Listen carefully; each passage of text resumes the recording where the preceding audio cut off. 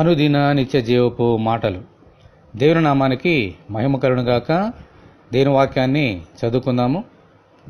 వాడు తలంచిన చేటు వారి నెత్తి మీదకే వచ్చును, వాడు యోచించిన బలాత్కారము వారి నడినెత్తి మీదనే పడును.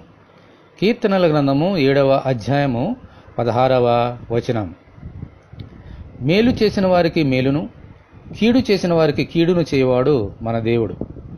ఇజ్రాయేళ్లకు పుట్టిన మగపిల్లలందరినీ వధించమని ఫరో ఆజ్ఞ ఇచ్చినప్పుడు ఐగుప్తు దేశంలోని హెబ్రీయుల మంత్రసానులు దేవునికి భయపడి అలాగూ చేయలేదు.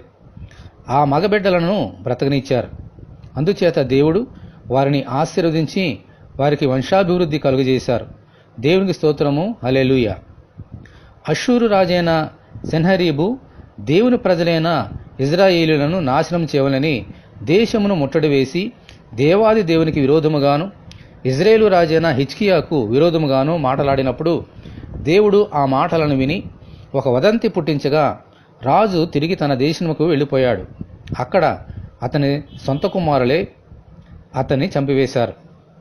దేవుని ప్రజలకు విరోధముగా ఎవరు ఏది తలపెట్టినా తిరిగి అది వారి నెత్తి మీదకి వచ్చినట్లు చేయగల ప్రభువు మన దేవుడు. ఆమేన్, హల్లెలూయా.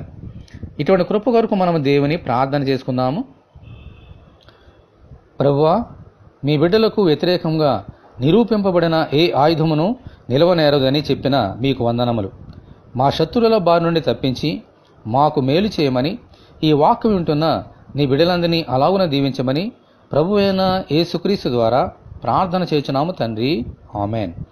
ప్రభువైన యేసుక్రీస్తు కృప మనకందరికీ తోడే ఉండి నడిపించునుగాక, ఆమేన్. పరిశుద్ధ దేవుని మందిరం.